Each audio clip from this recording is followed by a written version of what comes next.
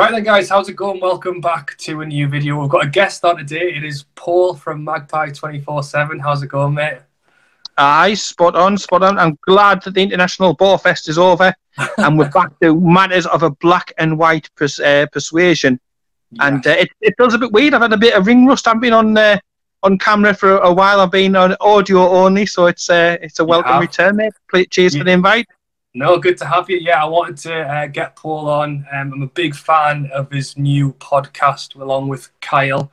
Magpie 24/7. It's the Anyone for Bacon podcast, which I thought was quite clever. It was actually picked by one of the followers on Magpie 24/7. So I must give them the credit and stuff. But yeah, all the episodes are there on Spotify. So I really appreciate all the support and everything. Yeah. International breaks thankfully coming to an end. We're doing this a day early. I'm posting this on Thursday, so England are actually playing tonight. But to be honest, I'll be pretty happy when it's over. I know. I mean, yeah.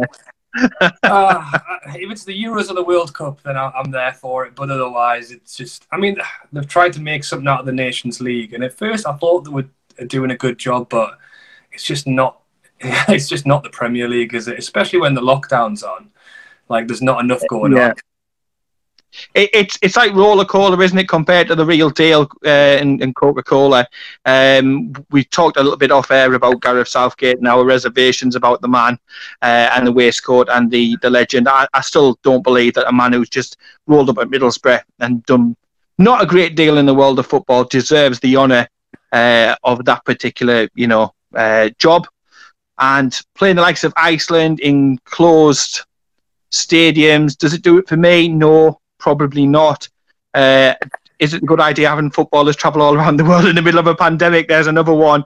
But yeah, glad to get back to Newcastle, because that's where it's at for me. I've always said I'd rather Newcastle win the League Cup than England win the World Cup any day of the week. But it's a huge risk. It is a huge risk. And like I say, you've got people like Miggy on the other side of the world.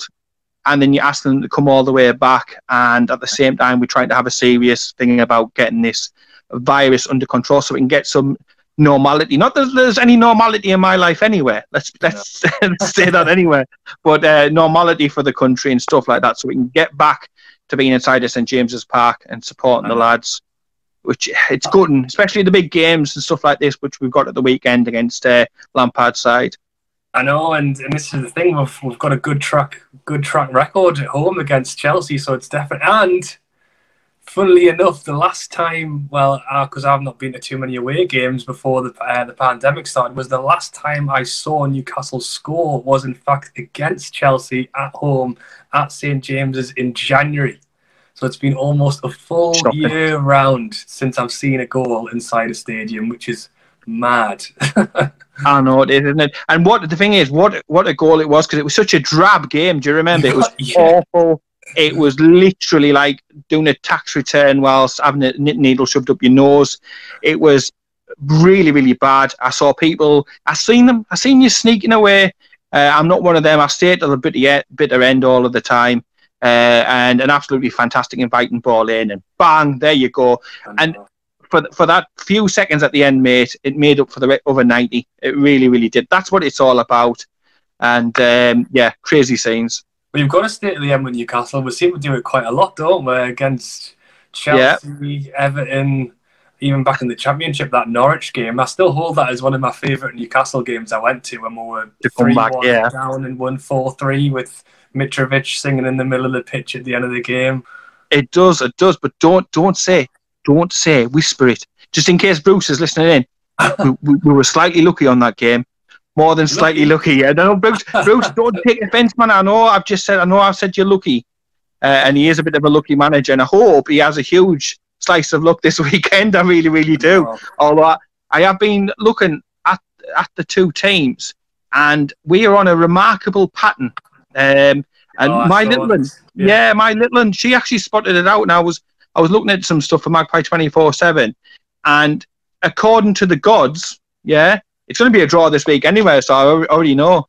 If you look at our form this season, win-loss, draw, win-loss, it's got to be a draw most likely, but tough opposition, mate, tough opposition. Has to be. I mean, I hope so. You're right, it's going to be tough. We've spoken about injuries and players not available and stuff. Callum Wilson, do we think is he going to be ready in time? I hope he bloody is, I tell you that. Because the alternative, I don't want to see, I like Andy Carroll. He's a character. He's a lad. He's great, no doubt to have from the dressing room. But he's scored less goals than Stefan Givash, Jondal Thomason, Andreas Anderson, Hosselu, you name it. He's a striker who doesn't score. So you've got to think, if it's not Wilson, with Dwight Gale also obviously already out, it's going to be Big Joe, isn't it? The only Brazilian who can't play football at times. We find him unlucky. And I know he's been putting a graft in and stuff like that recently, and I know there's been an upturn, a slight upturn in his form and everything. But you've got to pray that we've got Callum Wilson, because you can just get one chance in the match, and he'll take it for you, mate. He will take it. He's been what we've been missing since Solomon Rondon went. You're right, and it's for this game. It's for all the games, and that's the thing. It's almost been the story of the season so far. 8 games in, we don't do a lot of attacking, and this was the problem we had last year. Like you say, we were crying out for it. We finally got it. And Wilson, what is it? Is it 6 goals now in 8 games? 6 goals, exactly. Yeah. And think where we would be if it wasn't for this. It's fantastic, and it goes to show you, when you buy proven quality players like him, who are ready-made Premier League players, rather than taking a bit of a gamble on on a Mutu, for example. Yeah. Then it pays dividends. It pays to buy proven, so you know what you're getting, and that's why it's so frustrating. The money we've wasted. If we had a Solomon Rondon or somebody else like that in the club, we wouldn't be absolutely bricking it, thinking who the hell is going to play up front. We've got to put all of our trust in Wilson, and hopefully we see the rewards of Steve Bruce working on the training ground for the past few days. And the performance is a little bit more complete, because the team's still way disjointed and so far apart. It's unbelievable. It's painful to watch. Well, this is the thing. As much as it's a happy thing and a good thing to see us finally get that striker, and what's even better than that is for him to hit the ground running straight away and grab us some goals. So at least we've had a few things to cheer about, but it hasn't been all cheers, has it? I mean, the first 8 games, the thing is, and I spoke to a friend of mine yesterday who I've not spoken to in a while. He lives down south, and he's a Charlton fan. And lad. Yeah, all he said was, "Oh, Robert, I've seen some of your fixtures coming through. It looks like you're doing all right so far this season." And I was like, and this is it, because that you look on paper and see that we drew 1-1 with Spurs. You go, "Oh, Newcastle have got a good draw out of that one." You didn't watch the 90 minutes of absolutely useless football, and then us get a penalty because someone kicked the ball off Dyer's elbow from blank. You know what I mean? So.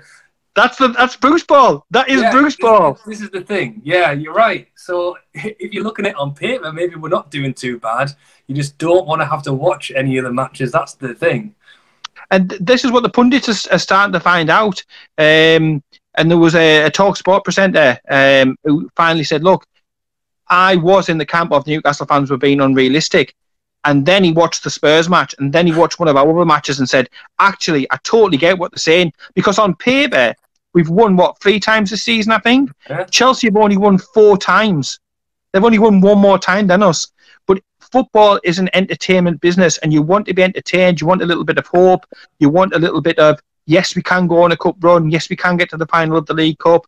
We shouldn't be bricking it, against a team from the Championship. And we are not. Our brand of football, this Bruce ball, as it's been labelled, is just to ride by the seat of your pants, keep in it, and who knows what can happen at the end of the match. You must have lucky socks, lucky pants, lucky tie. You must have a lucky kebab before he comes out. I don't know. But that man has more jam than Hartley's. He really, really does, Steve Bruce. And the thing is, you don't see, when you watch Newcastle, we don't have a style of play. We don't look as if we have a plan A, never mind anything else. And it's concerning because we all care deeply about the club and we want the best for the club. And we're worrying because we see so many cracks all over that the casual observer looks down and says, well, Newcastle have won 3 games this season, only one less than Chelsea. What are them bunch of Geordies whinging about? Yeah, but it's not until you actually sit down and you're forced, not forced, but it's because it's your love and your passion. You know what I mean? You sit there through a 90 minutes of watching Steve Bruce with his hands in his pockets doing goodness knows what. And, you know, you see no passion, you see no change of tactics, you see poor substitutions which are late. You don't see any pace, purpose. And then at the end of it, you're sitting there scratching your head when you get the penalty because it's gone in, deflected off somebody's backside, off the arm. And it's just like, you can't explain it. How can you explain that level of luck to your casual observer, which is like your Chris Sutton or your Robbie Savage, and get them to see sense?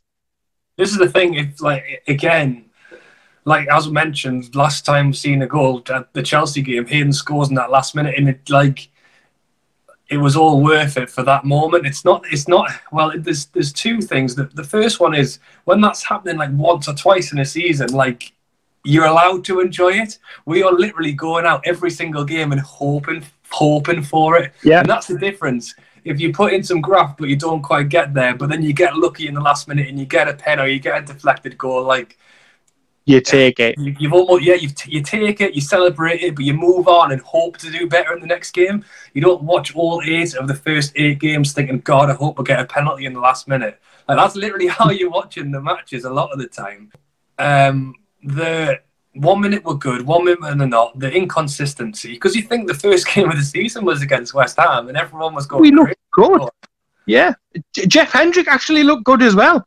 Jeff Hendrick looked good. Let's rewind back to that first game of the season, and we all thought that Jeff Hendrick was the Irish, the Irish god, wasn't he? Yeah. You know, we were all joking about and laughing about, and since then, like I said, it's gone win, loss, draw, and the only thing we are consistent about is being inconsistent.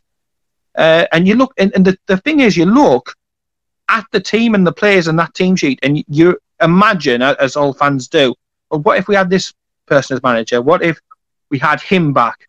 What if we had a Rafa Benitez? What if we had a Bobby Robson? What if we had, you know, a Keegan back in the day? What if we had, I don't know, even an Eddie Howe? What could they get out of that attacking? You look at the front 4 potentially for us, and it is absolutely fantastic. You know, we should be scoring more goals, but you look in the dugout and you see somebody who looks like a dinner lady who's chopping on a Werther's original, and it just doesn't give you the inspiration, and you can understand why Miggy's quite happy to stay in Paraguay and not rush back to the madhouse with Steve Bruce. It is. Well, I agree with you, and again, this is more of the frustration because we brought in Wilson, we brought in Fraser. You know, a player who I thought would feature heavily in most games. He's already got the connection with Wilson. We've seen it when he came on. Was it the Everton game when he came on and put the ball across for him? Beauty of a pass. Lovely. Yeah, and you're thinking that's the partnership. We've brought them together, presumably for that. Fraser's not getting played. Almiron's getting played in a deeper role at times, which I don't understand. And I sometimes look at it and think, has he just put some magnets on the players' names and just thrown it at the board? And wherever it landed, that's what we're going to try out in this game. So there's no consistency. The players don't know what they're doing. We don't know what they're doing. Yeah, it's like the national lottery draw, isn't it? Each and every week, it's just like he picks the numbers out of the hat and he throws them, and he throws that much crap at the wall that eventually some does stick.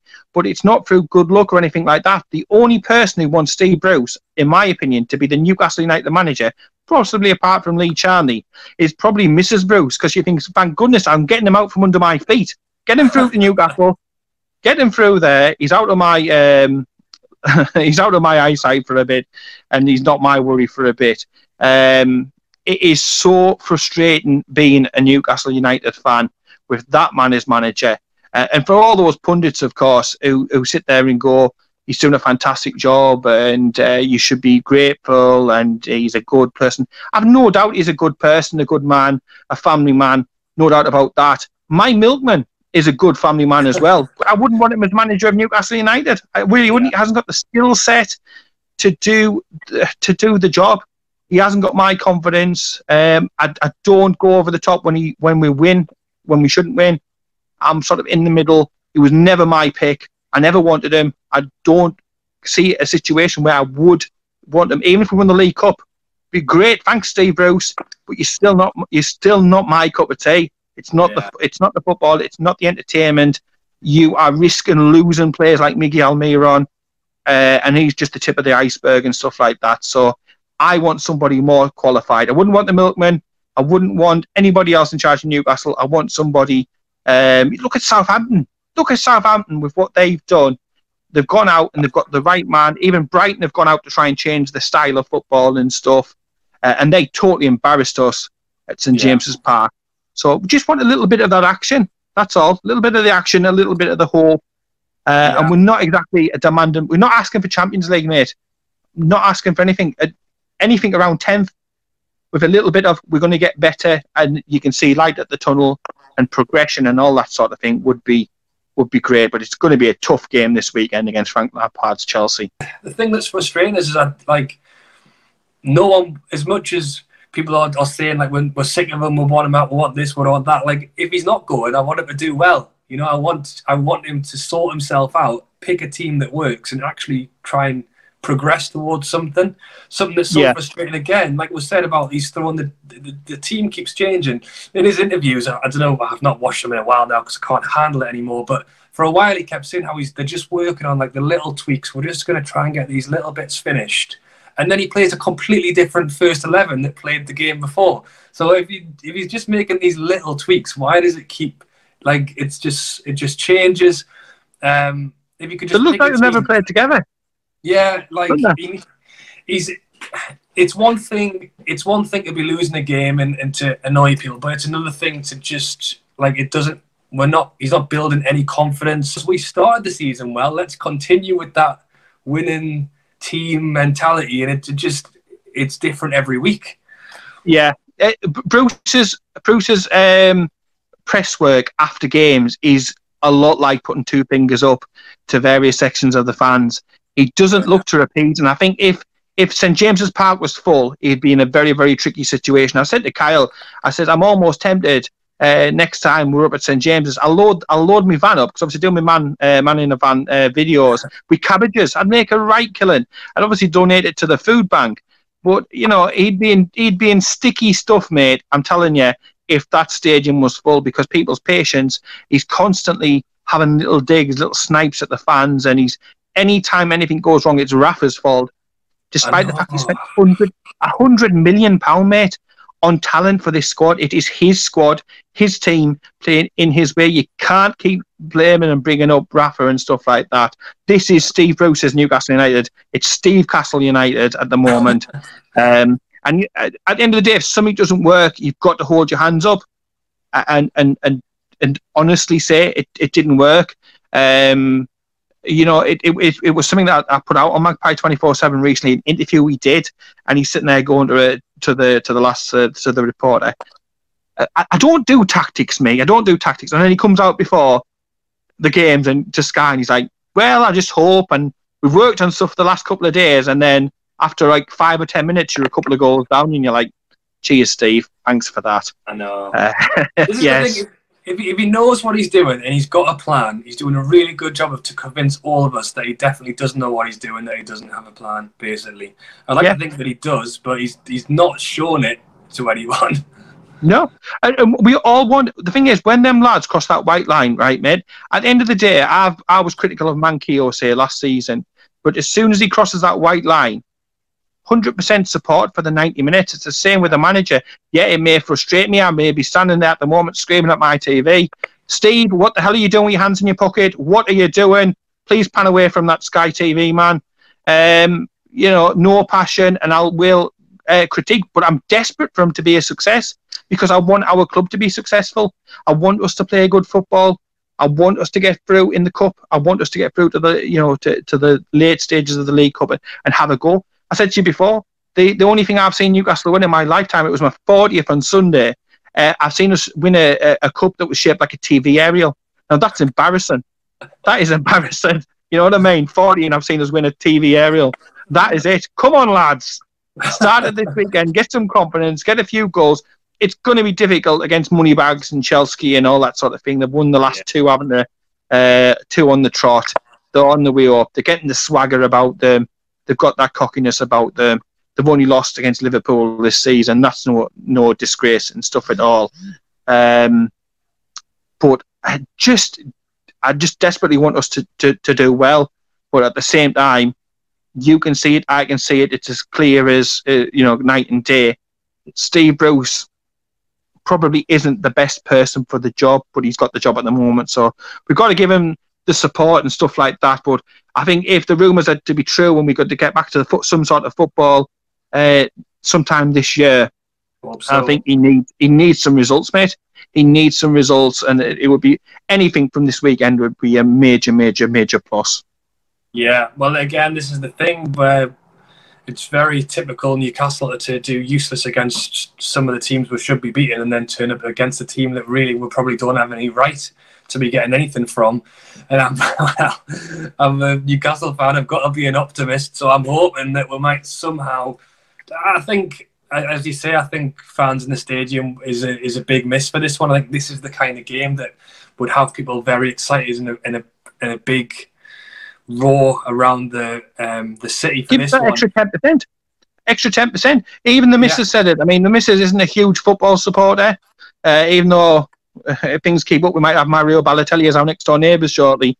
But it'll be interesting. Two nutters together.